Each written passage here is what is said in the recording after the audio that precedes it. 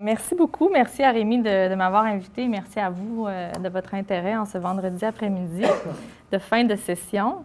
Rémi me disait de vous parler essentiellement de cadre théorique et du cadre théorique que je mobilise dans le cadre de mes travaux.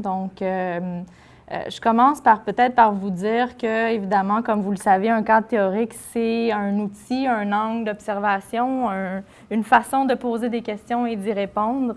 Et dans mes travaux, je ne suis pas, on peut dire, mariée à un cadre théorique. Donc, j'en utilise plusieurs. Par exemple, dans le cadre de ma thèse de doctorat, j'avais mobilisé davantage l'analyse critique du droit.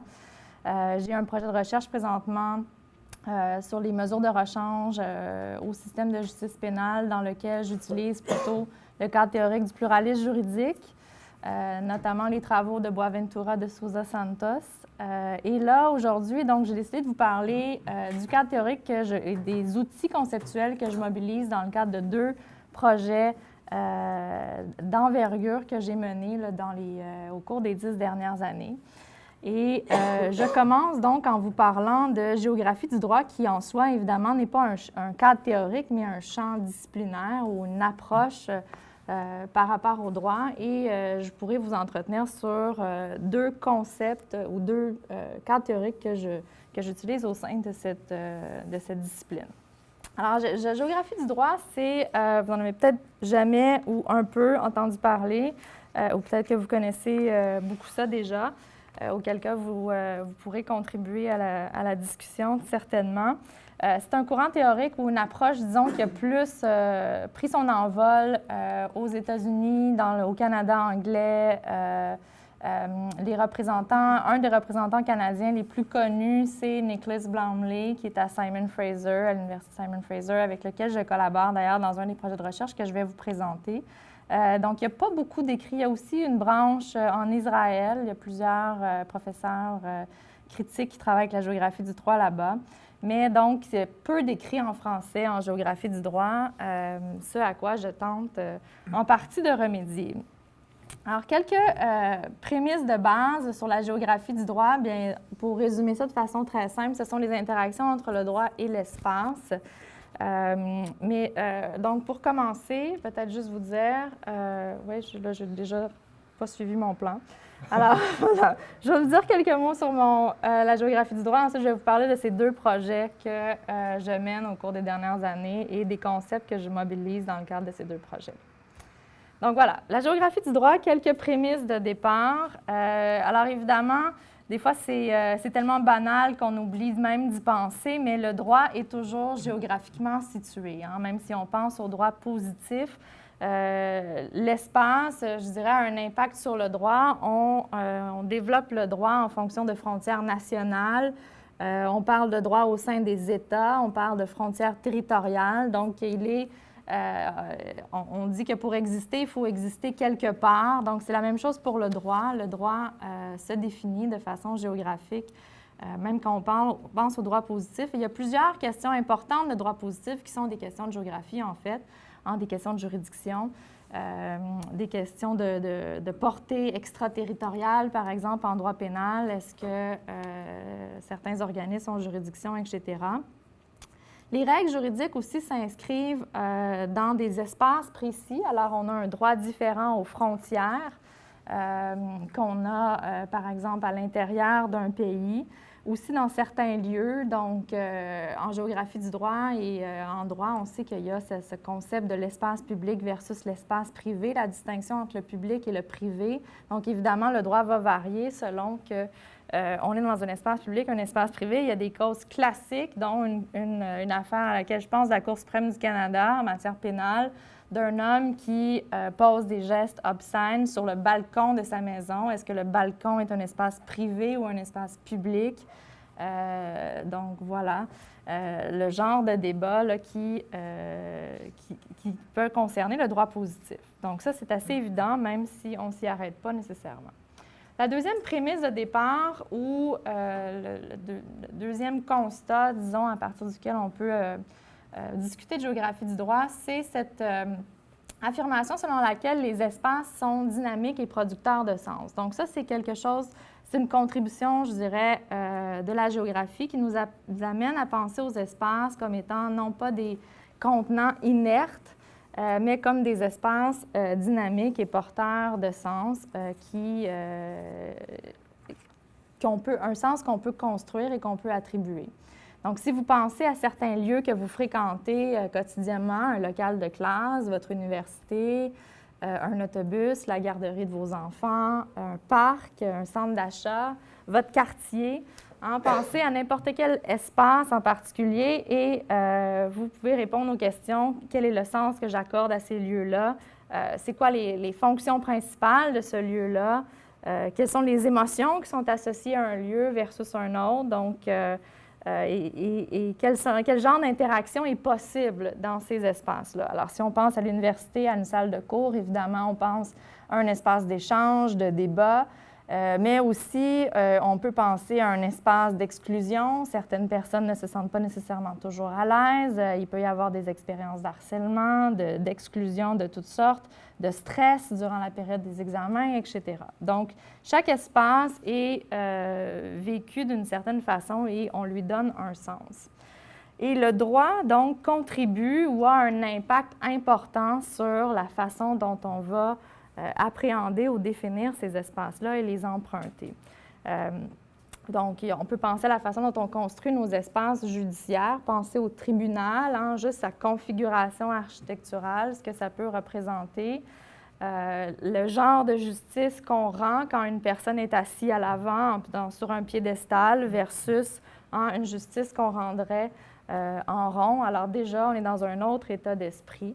Et le droit, en structurant les espaces, évidemment, a un impact très important sur les échanges qui peuvent y avoir au sein de ces espaces-là. Alors, moi, je me suis intéressée particulièrement aux espaces publics. Et là, évidemment, le fait, par exemple, pour le droit de qualifier un espace public, d'en faire un parc plutôt qu'une place publique, par exemple, bien, ça circonscrit le type d'activité qu'on peut y avoir, jusqu'à quelle heure on peut y rester, le type de personne qui peut ou non fréquenter cet espace-là, etc.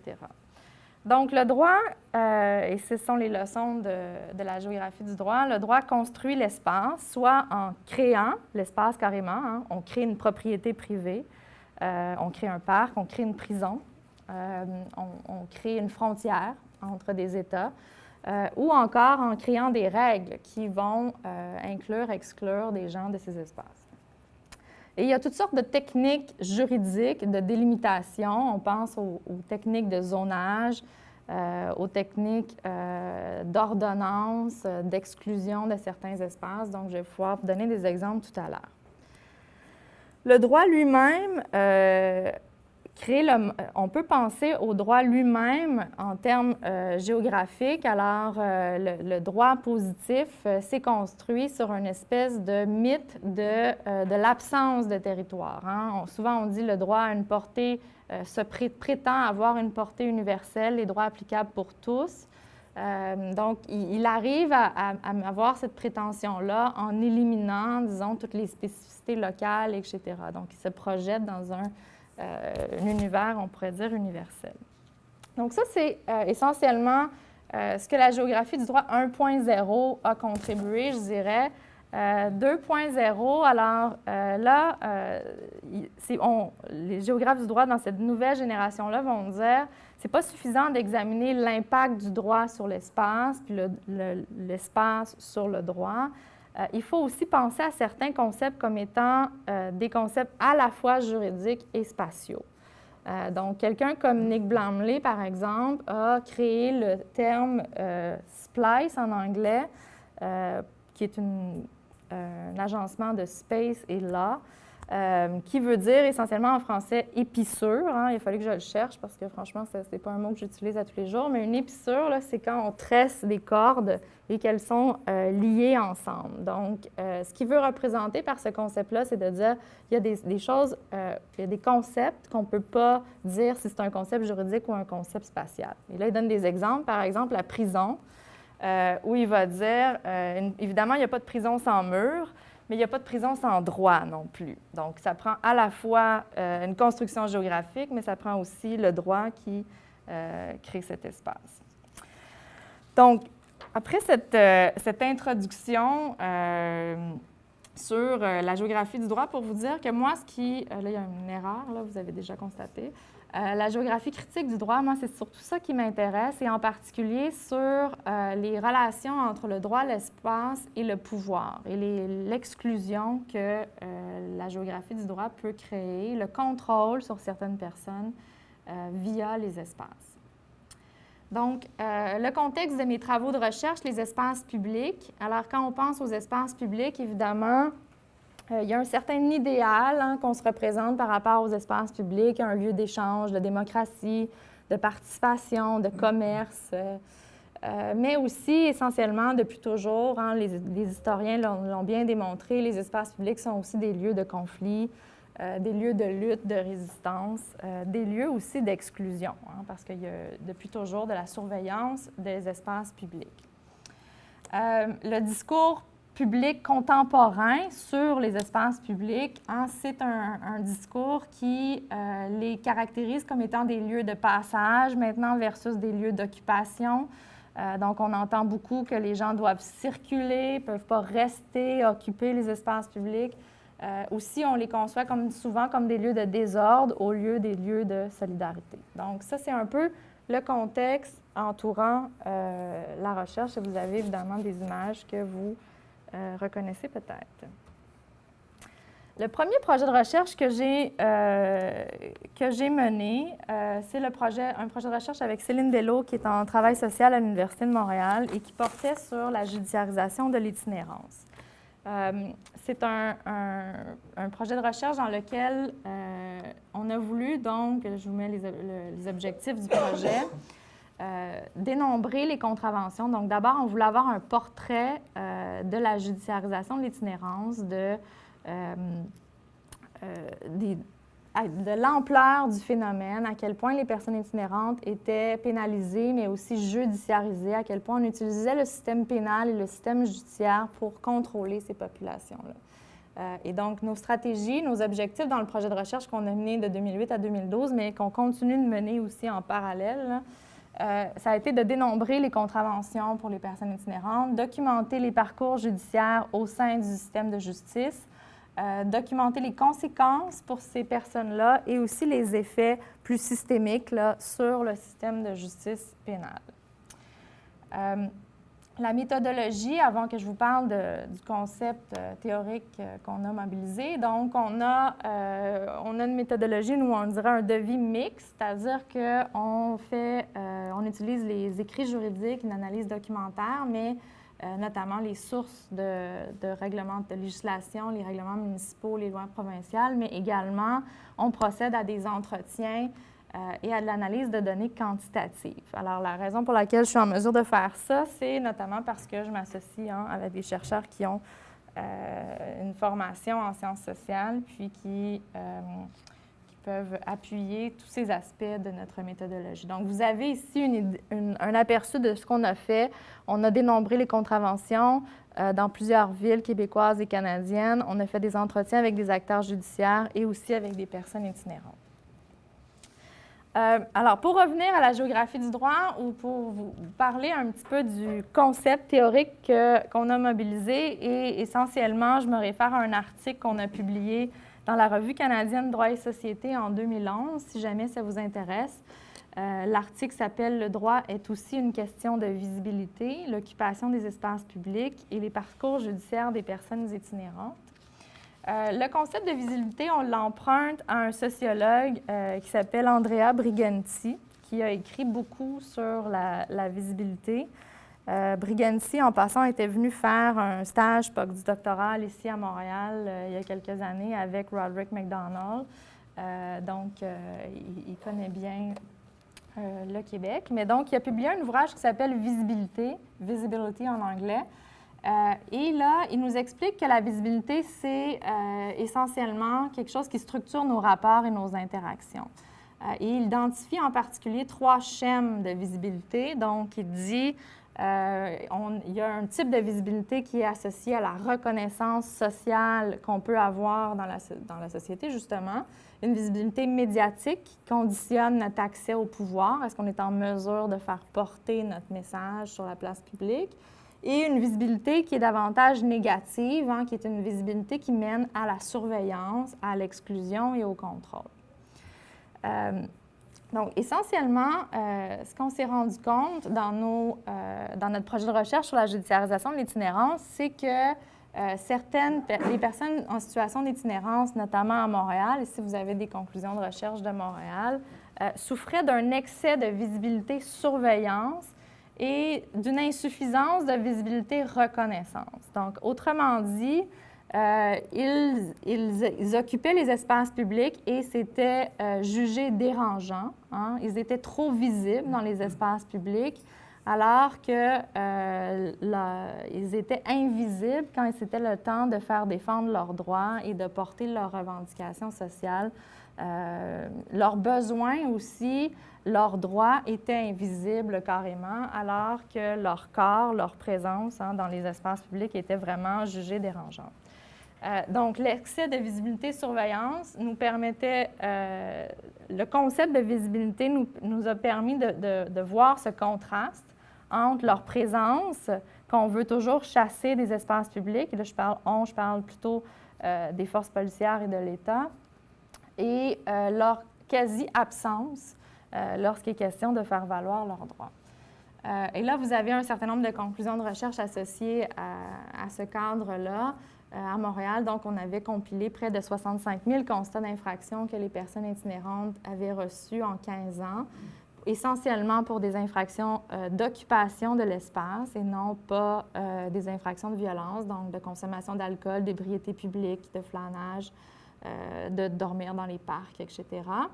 On a aussi démontré que cette visibilité trop grande menait à du profilage. On les voyait trop, c'est-à-dire les policiers les voyaient trop, les fichaient, les surveillaient constamment. C'est 25 des constats d'infraction dans les années qu'on a étudiées qui ont été décernés aux personnes itinérantes à Montréal. Donc, ce qui est vraiment, et c'est d'ailleurs un chiffre assez conservateur, là, je ne vous ai pas expliqué notre méthodologie, mais c'est très conservateur, 25 on sait qu'il y en a probablement bien davantage. Le ENPA, ça c'est l'emprisonnement pour non-paiement d'amende. On a aussi constaté que 70 à 75 des dossiers se réglaient par emprisonnement pour non-paiement d'amende. Alors là, c'était vraiment l'exclusion. Là, c'est pas seulement on veut vous retirer des espaces publics, mais on veut aussi vous transférer dans d'autres espaces, l'espace de la prison. Pour des infractions, encore une fois, banales, de survie, etc.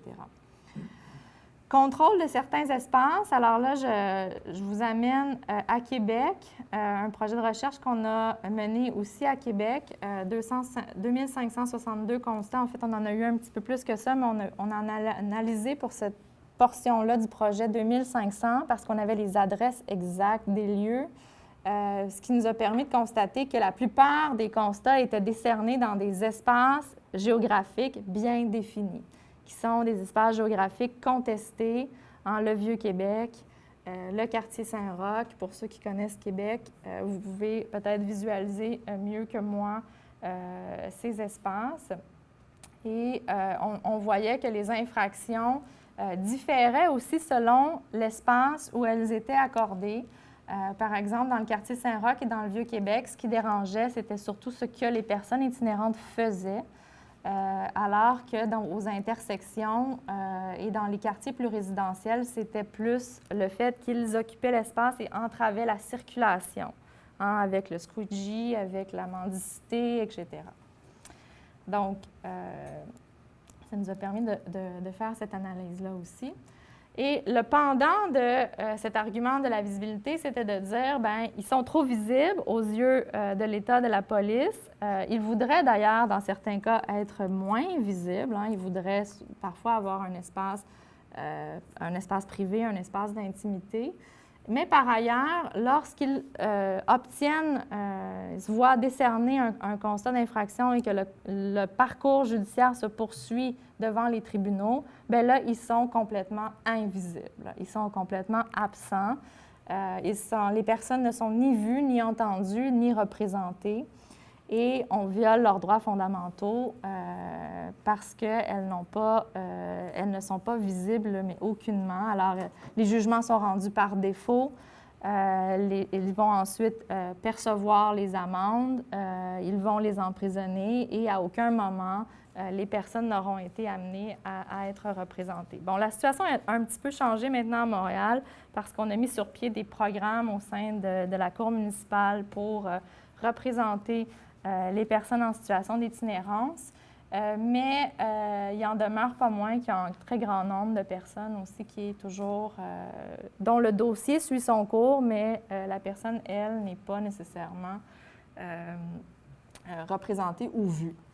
Donc, la conclusion de ce premier projet-là, ou disons ce qu'on a pu dégager en mobilisant ce cadre théorique-là, c'est qu'on doit pouvoir donner plus d'un bon type de visibilité aux personnes en situation d'itinérance, donc moins de visibilité surveillance, plus de visibilité reconnaissance. Et c'est la voie donc vers l'accès à la justice, la voie aussi vers une stratégie de défense des droits, donc occuper la rue, occuper les médias, occuper les tribunaux et consolider leurs droits. Puis on a... dans le cadre de nos travaux, on travaille beaucoup en partenariat avec les organismes communautaires, les personnes directement visées, les acteurs judiciaires aussi. Et donc, on a voulu accroître la visibilité de ces personnes et des droits qui étaient bafoués. Donc, ça, c'est le premier projet. Je vois que j'ai déjà parlé pas mal.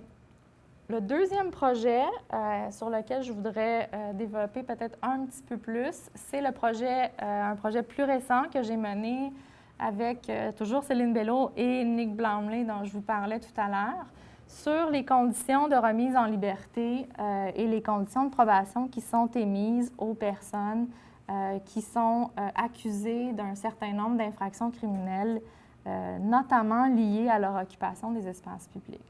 Donc, on s'est intéressé aux personnes en situation d'itinérance, encore une fois, mais aussi à d'autres groupes de personnes qui vont utiliser les espaces publics, comme les manifestants, les dissidents politiques.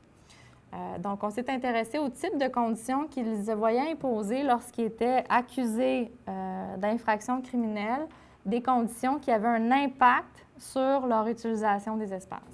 Par exemple, des interdictions de ne pas se trouver, des interdictions de quadrilatère, d'où le nom du projet, dans un certain périmètre dans la ville de Montréal. Là, vous voyez, ça, c'est le périmètre, c'était un périmètre classique qui était imposé pendant une certaine période à des travailleuses du sexe qui étaient prises en train de solliciter, donc, dans ces espaces-là, des interdictions de manifester, des couvre-feux, des interdictions de communiquer ou de s'associer avec certaines personnes qui ont des conséquences spatiales énormes, même si on ne s'en rend peut-être pas compte des fois, puisque une personne qui va être remise en liberté avec des conditions de ne pas communiquer ou de ne pas s'associer avec certaines personnes, souvent, c'est des personnes proches d'elle, de son entourage, ils partagent des espaces communs, donc nécessairement, ça réduit l'espace qu'elle peut utiliser. Et le couvre-feu aussi est très spatial, même si on y pense plutôt en termes de temps, parce que si vous êtes en sous-couvre-feu, bien, ça limite les distances que vous pouvez parcourir dans une journée, ça limite ce que vous pouvez faire. Dans le cadre du projet, on a voulu documenter la nature, la portée de l'utilisation de ces conditions-là, les effets sur les personnes marginalisées, documenter les effets sur le système de justice pénale et mieux comprendre l'interaction entre le droit et l'espace dans le contrôle social de ces populations-là. Ça, c'est la méthodologie qu'on a utilisée. Donc, encore une fois, une analyse juridique, la législation, la jurisprudence. On a mené l'étude dans 3 provinces, donc au Québec, en Ontario et en Colombie-Britannique. On a mené des entretiens avec des personnes qui étaient soumises à des conditions, des aires d'observation en salle de pratique pour comprendre comment les conditions étaient imposées.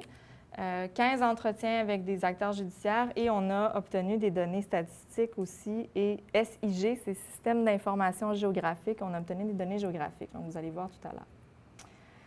Quel est le concept qu'on mobilise? C'est le concept de tactique spatiale.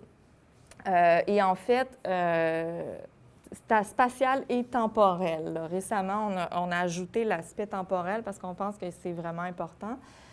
Les tactiques spatiales, en fait, vous en connaissez certainement. Habituellement, elles sont plutôt associées à la police ou à l'activité des villes et des provinces. Mais nous, notre prémisse était de dire qu'il y a des tactiques spatiales aussi qui relèvent du judiciaire. On utilise le terme tactique spatiale, ça vient des géographes, des anthropologues de l'espace, et en particulier d'un article d'un juriste là, qui nous avait inspiré, Timothy Zwick, qui a publié un texte en 2006 qui s'appelle « Speech and Spatial Tactics », où lui utilise justement ce concept de tactique spatiale. Donc, les tactiques spatiales utilisées par la police, bien, il y a des tactiques d'encerclement, hein, des tactiques, on pense aux manifestations, évidemment, de façon très évidente. Là, la souricière est une tactique spatiale, la construction de barricades est une tactique spatiale, hein, les murs pour le G20, la clôture à Montebello, donc l'arrestation de masse est une tactique spatiale parce qu'on vide l'espace. Bon, il y en a plusieurs, évidemment, mais il y en a des plus subtils. Par exemple, les policiers qui vont vider les gens des parcs, qui vont surveiller des quartiers pour la prostitution alors qu'ils vont en laisser d'autres tranquilles, etc., etc. Les villes aussi ont plusieurs tactiques spatiales, hein, en légiférant sur les parcs. Les provinces également, dans la façon dont ils vont limiter ce qu'on peut faire dans les espaces publics. Mais les tribunaux, les tribunaux, ça a été un petit peu moins documenté et nous, notre projet veut vraiment miser justement sur l'utilisation de tactiques spatiales par les tribunaux. Ce à quoi on a ajouté la notion de tactique temporelle, c'est-à-dire qu'on pense aussi que ce n'est pas juste l'espace qui est en jeu, mais le temps. Et là, je vais vous montrer très concrètement pourquoi l'utilisation du temps est aussi vraiment pertinente. Donc, l'importance des conditions, juste pour vous donner une idée, à Montréal, selon des chiffres qu'on a obtenus de la Cour municipale de Montréal, 50 000 ordonnances de probation entre 2004 et 2014 pour une série d'infractions spécifiques qu'on avait demandées et 42 % comprenaient une ordonnance de quadrilatère de ne pas se trouver dans un certain endroit ou d'exclusion spatiale. Donc, c'est beaucoup plus fréquent qu'on pense. C'est une tactique beaucoup plus utilisée qu'on pense. Ça a été le cas aussi à Vancouver. Donc, au niveau de la mise en liberté, 40 % des ordonnances de mise en liberté comprenaient une exclusion spatiale et 55 % dans le cas des infractions de drogue. Donc, c'est surtout en matière de drogue que ça se passe à Vancouver. Et 37 % de ces exclusions étaient géographiquement situé dans le Downtown Eastside, donc ce quartier de Vancouver, bien connu, mais pas nécessairement pour les bonnes raisons. Les conséquences pénales, bien évidemment, plus on met des conditions aux gens lorsqu'on les remet en liberté ou lorsqu'ils sont sous ordonnance de probation, bien plus ils sont susceptibles de les briser. Donc ça, c'est carrément banal, là. Mais pour que vous ayez une idée de l'importance du phénomène, sachez qu'il y a entre 20 et 24 % des accusations qui sont portées chaque année au Canada contre des adultes qui concernent des bris de conditions. Donc, c'est énorme. C'est le plus grand contentieux devant les tribunaux. D'ailleurs, moi, je dis à tout le monde qui veut m'entendre que les délais judiciaires présentement sont liés à l'engorgement de ce type devant les tribunaux. Ce n'est pas les infractions de violence ou le crime organisé ou les crimes économiques, évidemment. Le problème, c'est l'engorgement de ce type d'infractions très, très mineures, donc des bris de conditions. Je vous donne un exemple de nos données, de nos entretiens. Donc, Martine, avec qui on a discuté, Martine était accusée de communication dans le but de se livrer à la prostitution. Elle a tout un parcours judiciaire. On a obtenu tous les dossiers judiciaires des gens qu'on a rencontrés et on a pu les tracer sur une échelle du temps pour voir à partir de quel moment elles étaient sous surveillance judiciaire. Martine, pour vous donner une idée, c'est une femme qui était en situation d'itinérance, travailleuse du sexe, toxicomane et porteuse du VIH, donc plusieurs problèmes de santé aussi. Elle se fait prendre une première fois en 2002. Elle est remise sous probation. Puis là, il y a un trou dans son dossier qu'on ne peut pas expliquer là, pour le moment. Là, mais en 2009, il y a une deuxième infraction pour la même chose, communication dans le but de se livrer à la prostitution. Et on va lui imposer un premier quadrilatère. Alors, voici le quadrilatère qu'on lui impose. Et ça, c'est des cartes qui ont été faites au laboratoire de système d'information géographique de l'Université d'Ottawa par des étudiants de géographie. Donc, c'est complètement à l'échelle. Vous voyez, ça va de l'UQAM jusqu'au parc Maisonneuve. C'est tout Hochelaga Maisonneuve, mais peut-être même un petit peu plus le centre-ville aussi. Et les petits points, ce sont tous les services d'aide aux personnes en situation d'itinérance, notamment des services de santé que fréquentait Martine, Métadame en particulier, puis ces cliniques où elle allait pour le traitement du VIH qui sont situées dans son quadrilatère et donc elle ne pouvait plus les fréquenter. Ensuite, un mois plus tard, elle se fait prendre dans son périmètre parce qu'elle n'avait pas le choix de le fréquenter. Elle avait toutes sortes de besoins. Là, c'était là où elle résidait, c'était là où elle mangeait, c'était là où elle allait chez le médecin. Donc, elle se fait prendre un mois plus tard dans son quadrilatère en bris d'engagement. On lui impose un deuxième quadrilatère. Et là, c'est l'île de Montréal. C'est absurde. C'est ça. Puis là, bien, vous avez sa citation quand on l'a interviewée.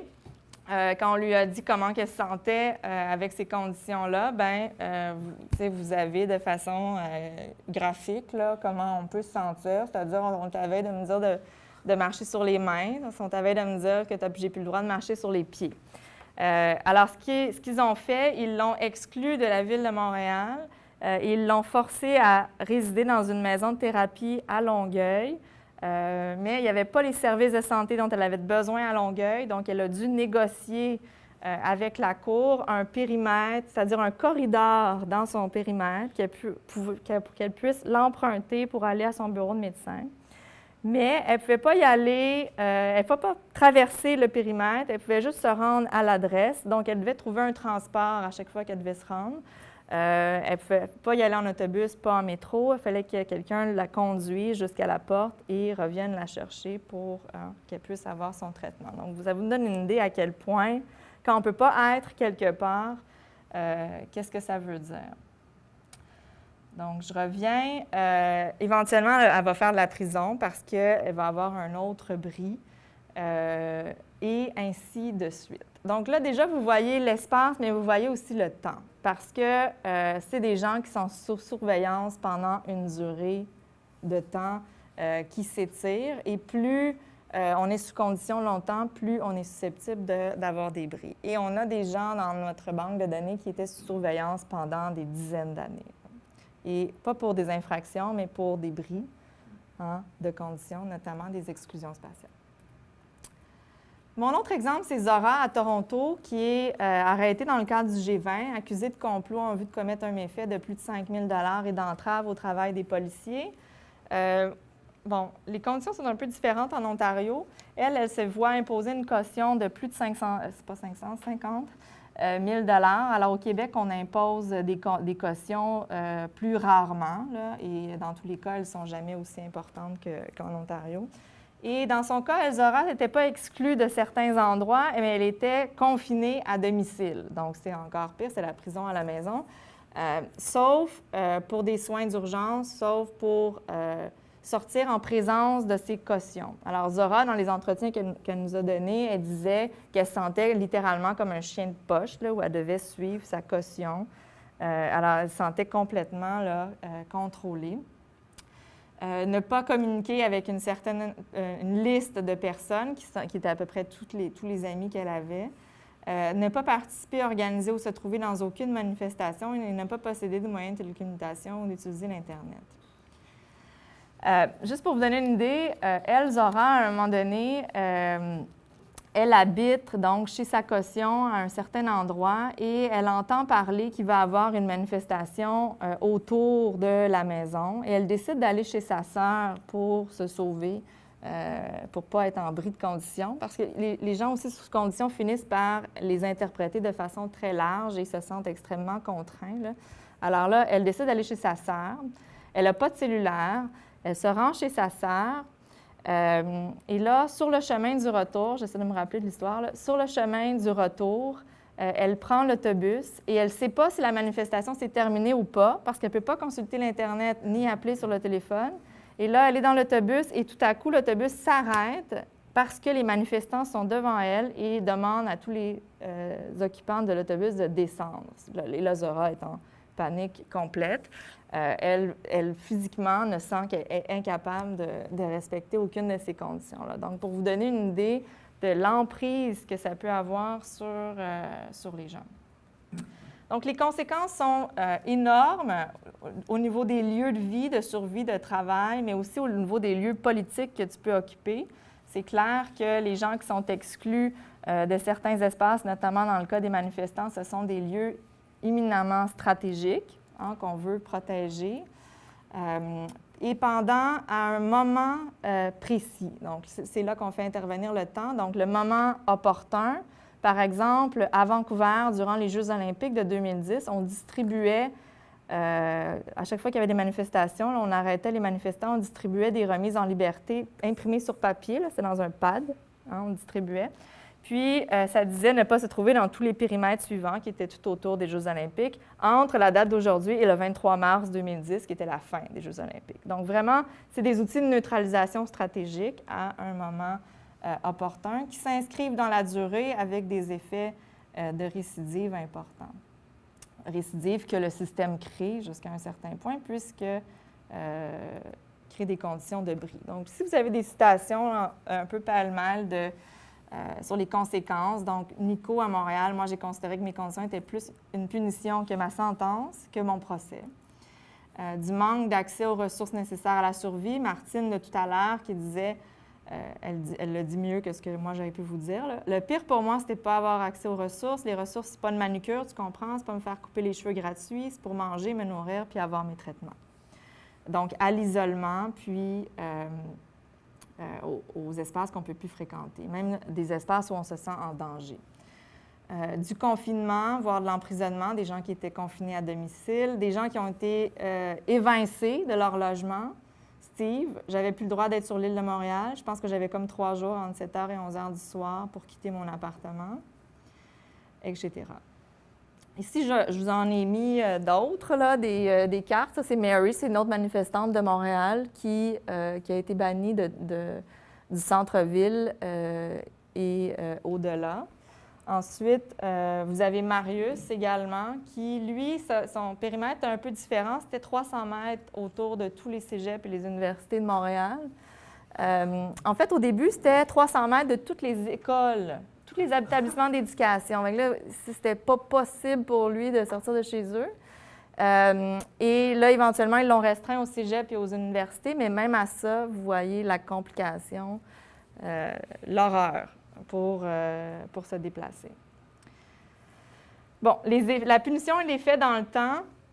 Emma à Toronto qui dit if they never convict us, if we never do jail time, they will still have had like 2 years of a whole bunch of people not being able to really do anything. Alors pendant 2 ans, hein, même si les gens ultimement ne sont pas condamnés, on les a neutralisés, on les a empêchés d'être dans les espaces publics. Et ici, vous avez 2 exemples, Zora et Rick, qui se sont vus déclarés non coupables éventuellement, il n'y avait pas de preuves. Mais pendant 15 à 18 mois, étaient sous condition. Donc, ça, c'est les conséquences sur les personnes qui sont dramatiques et en violation de leurs droits, là, pour utiliser ce langage-là, clairement. Mais il y a aussi des conséquences sur l'administration de la justice et sur le droit pénal, le système de justice pénale lui-même. Donc, et quand on utilise les concepts d'espace et de temps, ça nous permet de voir des choses que peut-être on ne voyait pas autrement. C'est-à-dire que ce qu'on sent là, sur le plan du système de droit pénal, c'est qu'il y a un transfert. Hein? On a beaucoup moins de... Bien, il y a toujours eu un problème de procès, entre guillemets, dans le système de justice pénale, puisqu'il y a beaucoup de négociations de plaidoyer, comme vous le savez. Mais là, vraiment, on accentue encore une fois, là, on n'est plus du tout dans les salles de procès. Tout se passe lors des comparutions, tout se passe lors de la sentence, même dans le bureau des procureurs où on va négocier les conditions. Du centre vers la périphérie, donc on n'est plus là non plus au cœur du système de justice criminelle. On est dans un processus de gestion managériale. Au niveau du temps, bien, ça se passe très, très vite. Hein. On a fait des observations dans les tribunaux, là, puis des comparutions, puis des conditions, ça se fait émettre en 1 minute et demie à peu près. Là. La plupart du temps, les personnes vont accepter les conditions parce qu'elles vont avoir été détenues et vont vouloir sortir le plus vite possible. Donc, relativement rapide, concentré dans le temps, à rapide et étendu dans le temps parce qu'elles vont durer, hein, ces conditions-là, et les gens vont demeurer sous surveillance. Au niveau de la peine, alors, encore une fois, un changement au niveau de la peine. Vous avez vu tout à l'heure la citation de Nico qui disait que pour lui, les conditions, c'était sa peine. Bien, sauf que c'est une peine qui est imposée avant procès, avant jugement, alors qu'on est présumé innocent, etc. Okay, donc, il y a une nouvelle conception de la peine qui est vécue là, avant même d'avoir été déclaré coupable. C'est la procédure elle-même qui devient la peine et qui est stratégique. Hein, je pense que j'ai déjà couvert ça. Des conséquences sur les droits, de la défense des droits à la perte de droits ou à l'absence de droits. Alors, l'espace juridique limité, alors souvent, les conditions ne peuvent pas être contestées. Alors, il y a très peu de temps, d'espace pour le faire. Les règles juridiques sont très strictes. Les arguments ne peuvent pas être soulevés durant le procès. On dit que ce n'est pas le bon moment, il aurait fallu le soulever avant ou dans un autre forum. Et on ne peut pas non plus, lorsqu'on se fait accuser de bris de conditions, dire que les conditions auxquelles on était assujetti étaient déraisonnables. Ce n'est pas un moyen de défense qui est admissible. Donc, l'espace juridique limité. L'espace judiciaire limité, bien ça, c'est la dure réalité du processus. Tu n'as pas le temps, tu n'as pas d'espace, tu n'as pas de pouvoir de négociation, alors tu acceptes, take it or leave it, comme dit Mary. Et les juges ont une compréhension spatiale nulle ou limitée. Je donne un exemple. À Gatineau, cette fois-ci, dans le cadre de la grève étudiante, il y avait des gens qui s'étaient fait arrêter, remis en condition de mise en liberté avec un rayon de 300 mètres autour du cégep de l'Outaouais puis de l'Université du Québec en Outaouais. Et si on mettait ça sur une carte, là, ça voulait dire qu'ils ne pouvaient plus emprunter aucun des 3 ponts interprovinciaux entre Gatineau et Ottawa. Alors évidemment, ils s'en sont rendus compte et ils ont modifié les conditions, mais c'est pour vous dire, souvent on ignore qu'est-ce que ça veut dire concrètement, hein, à être soumis à des conditions comme ça. Et je pense que mon objectif, c'est pas de dire, bien, il faudrait juste être plus conscient. Mon objectif, c'est de dire, si on était conscient des effets spatiaux, on se rendrait compte de la nature punitive ou à quel point c'est punitif. Beaucoup plus que ce que je pense que les acteurs judiciaires sont capables d'appréhender pour le moment. Et finalement, j'achève, là, espace de contournement. Alors souvent, là, ça c'est une citation du porte-parole du DPCP là, en avril 2012, il dit ça. L'interdiction de manifester, ce n'est pas une condition qu'on va émettre. Bon, d'abord, c'est faux, on le sait. On est soucieux des libertés fondamentales. Il y a d'autres moyens pour encadrer un individu qui a tendance à se retrouver au mauvais endroit au mauvais moment, délimiter un quadrilatère où il n'aura pas le droit de se trouver ou lui imposer un couvre-feu. Alors, qu'est-ce qu'on dégage de cette citation-là? C'est que souvent, on va vouloir utiliser les conditions spatiales en pensant qu'elles vont moins directement porter atteinte aux droits. C'est comme si, en contrôlant l'espace plutôt que la personne, on permet d'éviter l'argument des droits. Hein? L'espace n'est pas porteur de droits, c'est la personne qui l'est. On a vu ça de façon très claire, là, ça c'est évident dans cette citation-là, mais on l'a vu aussi de façon très claire quand on parlait aux acteurs. Ils ne voyaient pas la violation des droits lorsqu'il était question d'espace, alors que quand on parlait carrément d'interdiction de manifester, ça, ils pouvaient plus le concevoir. Conclusion, hein, je pense que j'ai déjà pas mal dit, vendu ma salade, là, où je vous ai dit pourquoi je trouvais que ces outils-là étaient utiles, vers un virage spatial dans notre compréhension du contrôle social et de la défense des droits. Alors, je pense qu'il faut non seulement utiliser la géographie du droit pour voir les outils qui permettent de contrôler les espaces, mais aussi comment on peut mobiliser ces arguments-là pour résister puis promouvoir la défense des droits.